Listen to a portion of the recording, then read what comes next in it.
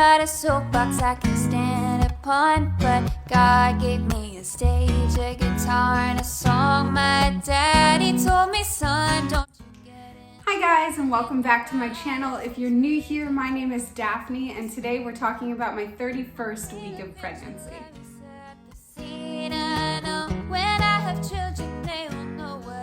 Full disclosure, I am one day late filming this video, so I'm actually 32 weeks pregnant today.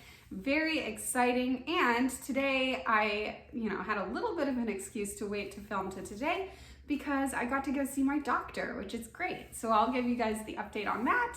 And yeah, so baby Lily is now the size of a pineapple, which is insane.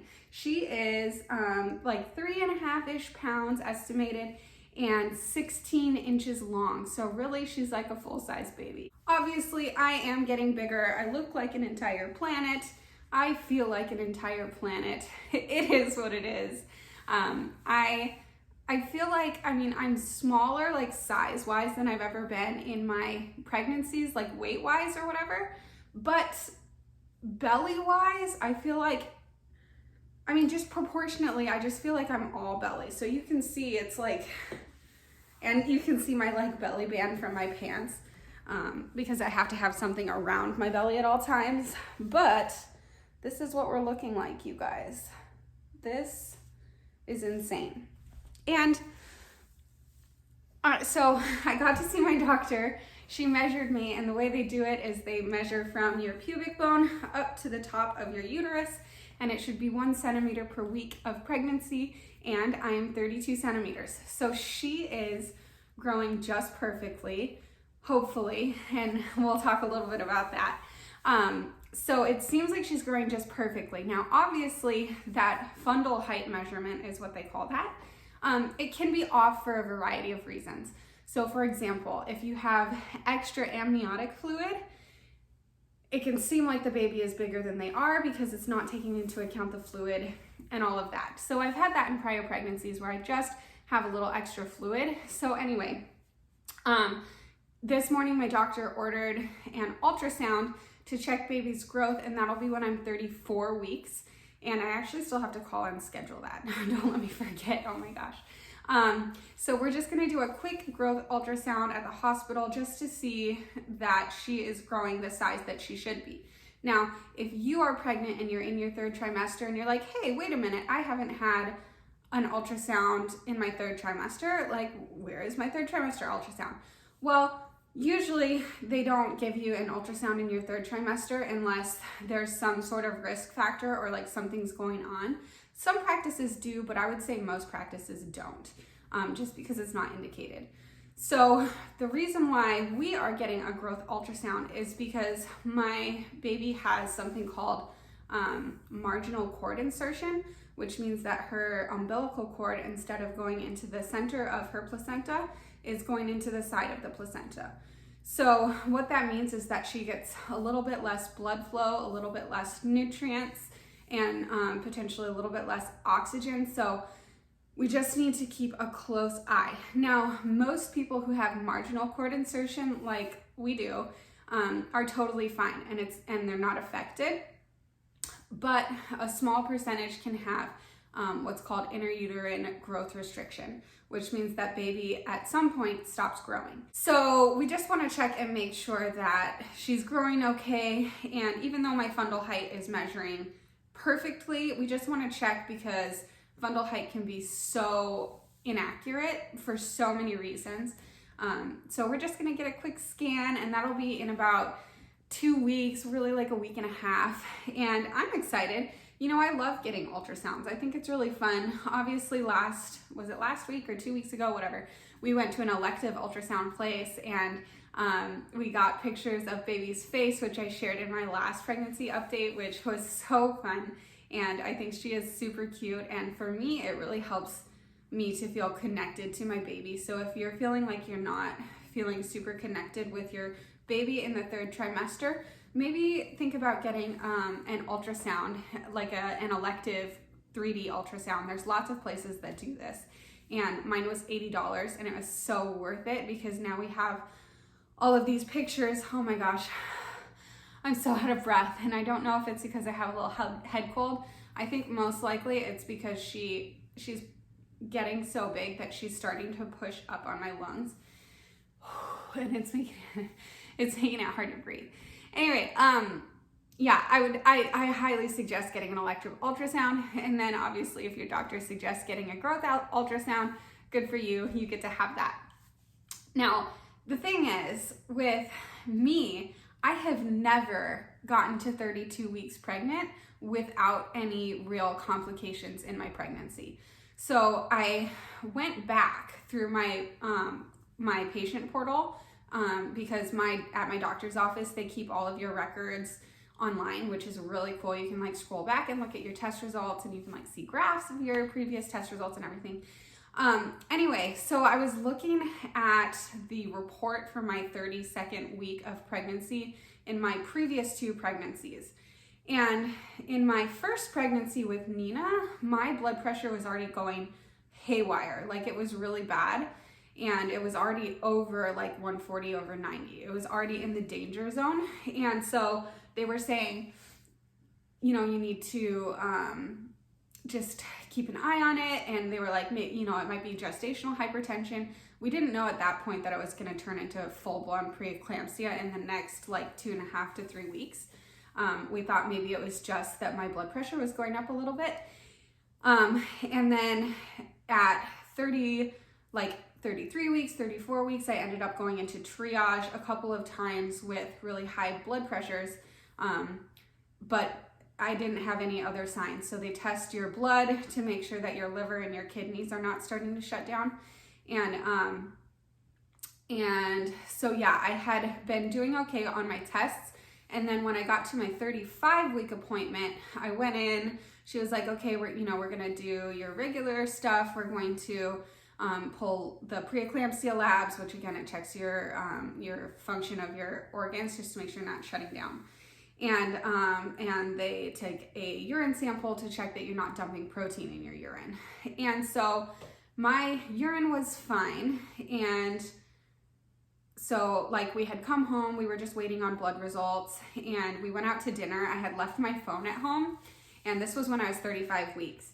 And when we got home from dinner and I checked my phone, which is weird. I never leave my phone anywhere, but you know, whatever. It was just a weird like freak accident.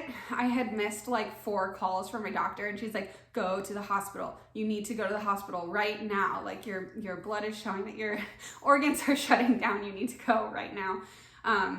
And so that was what happened with my first pregnancy.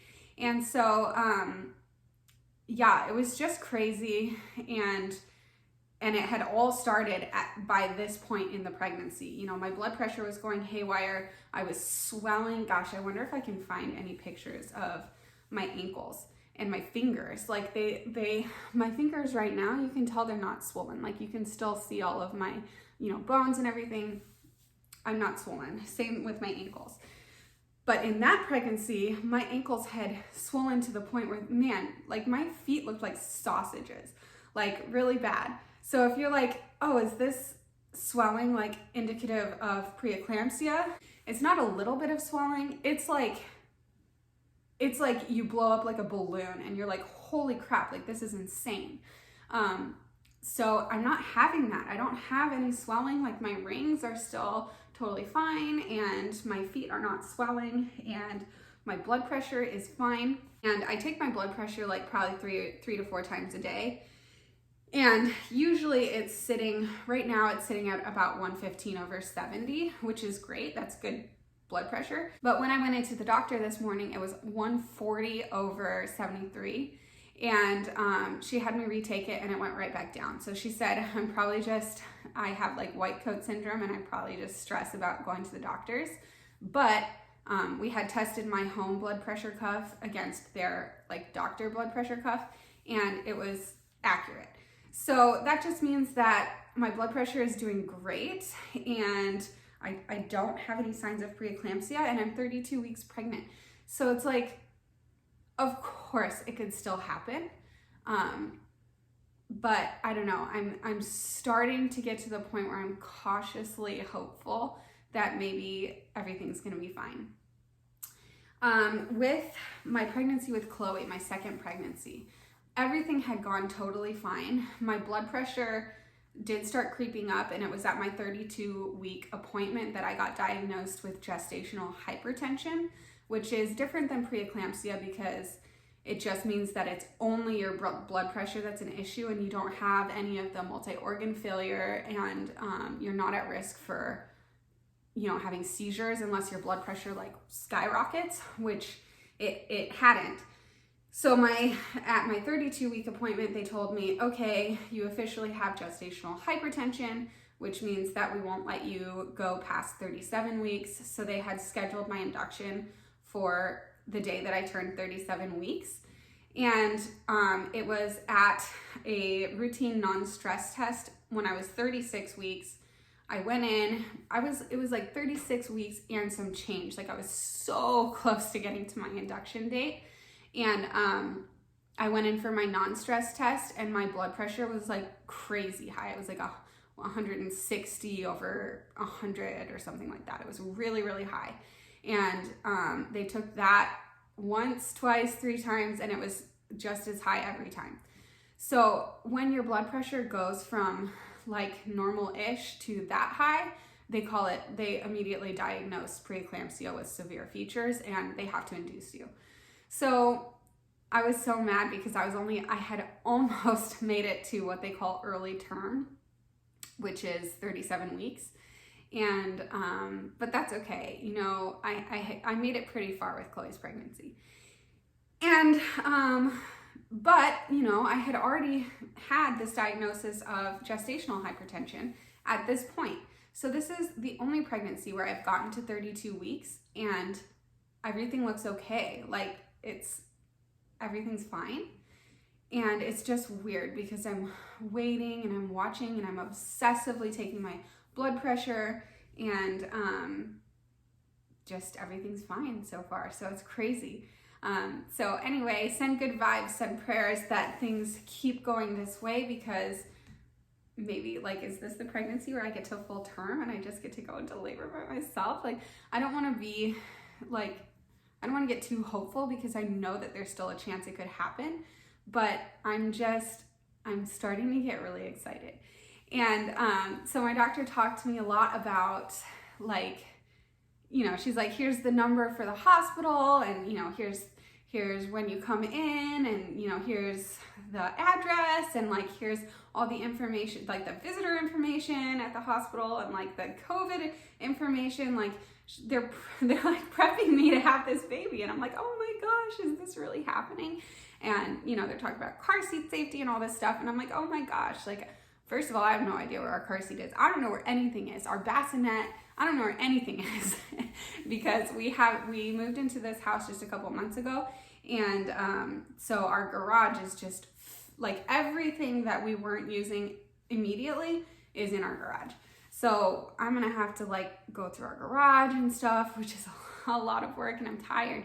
But I need to start getting stuff ready for this baby because, she could be coming anytime. And I'm hoping that she comes at 40 weeks, but of course we're on baby watch at this point. So exciting.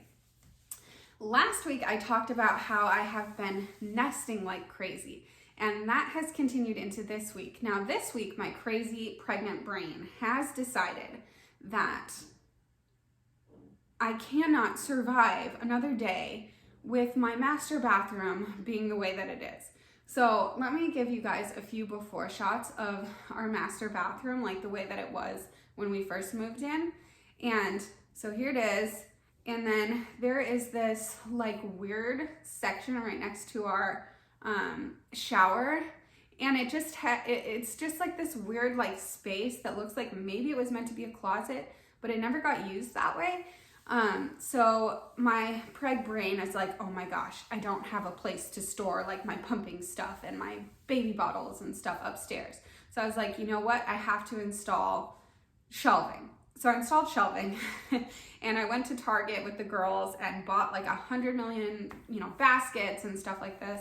And I bought a bunch of towels, which I have warned everyone in my household, these towels are just for show, and don't use these towels. They're just meant to look cute, because I guess I'm just a psycho. But anyway, so this is the before, and here's the after of this little like shelving area. And I ordered like a bunch of floor tiles, and I guess I'm gonna try to refloor, and I don't know, all this stuff. Guys, I just am feeling compelled to get this house ready. And it's just crazy, and I'm spending like all of my evenings just like sanding and painting and cutting, and oh, it's just crazy. So yeah, nesting is still in full swing, but it's still not manifesting in like getting baby stuff ready. It's like ancillary stuff that has nothing to do really with the baby, but whatever. In terms of stats, I didn't even give you my stats this week. So I maintained my weight this week straight across. So I have gained a whole total of 20 pounds here at 32 weeks from start of the pregnancy to now. And I'm okay with that. I'm really hoping that it doesn't like start to cascade up. But the doctor said at this point it should be at least a pound a week, because baby is gaining at least half a pound a week herself. So any other, gain that I have, fluid, obviously I'm gonna start making milk pretty soon, all this stuff. So yeah, I don't know. I guess I'm happy with it. My doctor's happy with it. If she's happy with it, I'm happy with it. And in terms of symptoms, okay. So like, obviously I'm still tired, yada, yada. But this week, you guys, I had a return of morning sickness, like real bad. And it's been like 3 or 4 mornings this week. I've woken up and thrown up, like fully thrown up. And I'm trying to think of the last time I threw up before this. It's been, I don't want to say months, but it's definitely been weeks since I've thrown up last. And all of a sudden it's back, and I'm throwing up almost every morning. And if not, I'm nauseous. I'm nauseous like throughout the day. I'm nauseous if I don't eat enough. It's just like a full reversion back to like early second trimester morning sickness. And I brought it up with my doctor. She said, it's fine. It's not like a problem. Yes, it's annoying. Yes, she'll re-prescribe me the Zofran so that I can keep taking it and keep getting nutrients in and stuff. But it's just really frustrating. I've just been really frustrated because I've never thrown up in my 3rd trimester before, like not even during labor and delivery, like nothing. So I was thinking that I should be done throwing up, and that's not the case this week or this pregnancy. This is just a pregnancy, I guess, where I'm just gonna be sick all the way up until I deliver, which is really frustrating, but whatever. It's only, worst case scenario, it's only like 8.5 more weeks. And, best case scenario, it's a lot less than that. So I can handle it. I'm going to keep taking Zofran. I know that I need to go right back to like the comfort measures that I was doing in my first trimester, meaning like I need to keep snacks and stuff in my bedside table so that I can eat immediately when I wake up. And, I need to keep eating every 2 hours so that my stomach never gets empty, and I need to take my Zofran every day, and it's just frustrating. But yeah, that's what it is. And then the other symptom that I'm having, and it's really, really, really intense, is craving ice. And that has been the past few weeks, and it's because my iron has dipped into the anemic territory. So I brought it up with my doctor. I said, hey, I've been having this intense craving to eat ice, and like it's waking me up throughout the night, and it's all day long, and it's like a very intense craving. And she's like, oh yeah, that's like a very clinical sign of anemia. She's like, I would bet anything that you're anemic. And I'm like, well, yeah, like my last lab showed that I am. And she's like, yeah, no surprise. She's like, it can be really common with, anemia to that level, that not only do you start craving ice, but you might start craving, non-food things like dirt and stuff. And she said, obviously obviously don't eat dirt. Ice is fine. But she said, you know, take an iron supplement, which I have been, and hopefully it'll go away.